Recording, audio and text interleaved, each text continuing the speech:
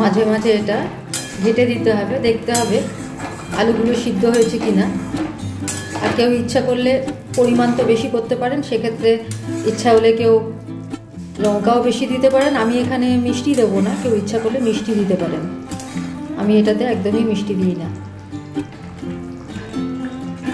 হ্যাঁ, সিদ্ধ হয়ে এসছে। সিদ্ধ হয়ে গেলে পরে কিন্তু না, সবকটা সিদ্ধ হয়নি। এই যে এগুলো সিদ্ধ হয়নি, আর একটু সিদ্ধ হবে, দেখাচ্ছি।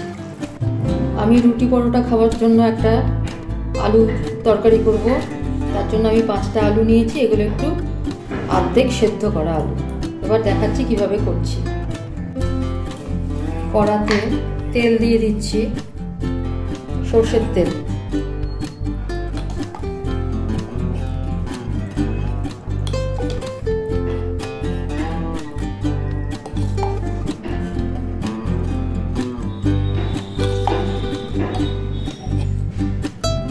চামচ মতো তেল দিয়ে দিলাম, 5 কলা বা 5 চামচ তেল। গরম হোক, গরম হয়ে গেছে। এবার এতে দিয়ে দেবো 5 ফোড়ন।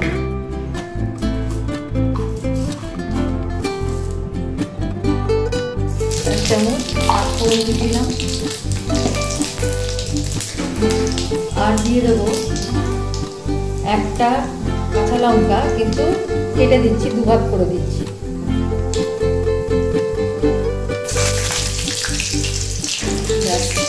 এবার আলুগুলোকে ছেড়ে দিচ্ছি।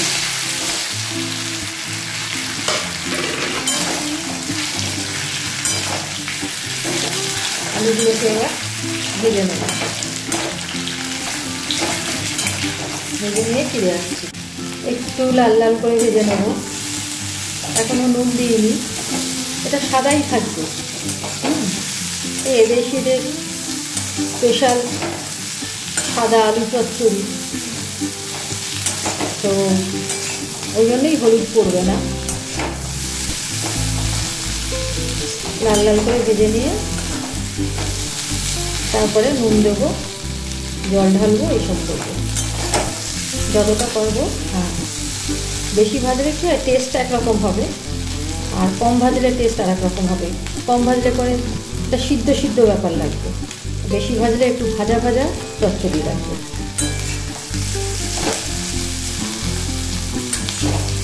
ভেজে নিচ্ছি।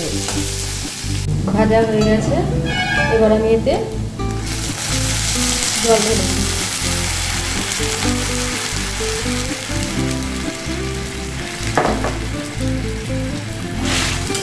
জল ঢেলে দিলাম।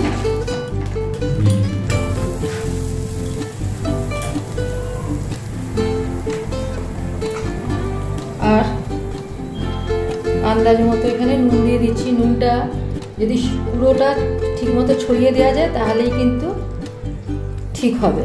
এটা নতুনদের উদ্দেশ্যে বলছি, পুরোটাতে ঠিক মতো ছড়িয়ে দিতে হবে, ব্যাস, তাহলেই আন্দাজটা মোটামুটি ঠিক হয়। এবার আমি এতে একটু ঢাকা দিয়ে দেবো।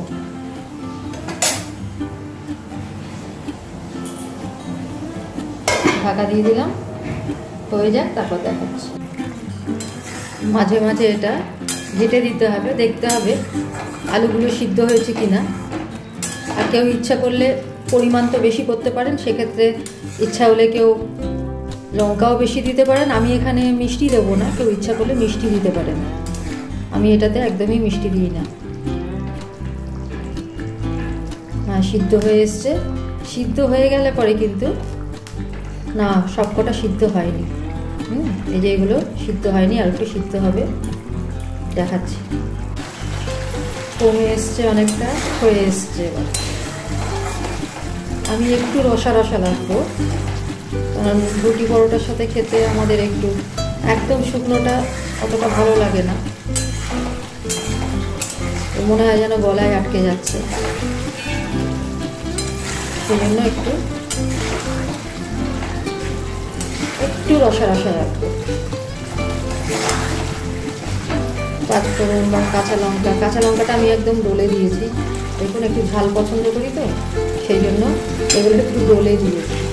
হ্যাঁ, এই একটাই লঙ্কা দিয়েছি, অন্য সময় হলে 2টো দিতাম, কিন্তু দেখছি এটা পাকা লঙ্কা হয়ে গেছে। আর বীজগুলো শক্ত আছে। কাঁচা লঙ্কা বুঝবেন কী করে যে এটা ইয়ে হবে কি না, ঝাল হবে কি না। বীজগুলো শক্ত হলে পরে তার মানে সেটা বুড়ো লঙ্কা, পাকা লঙ্কা।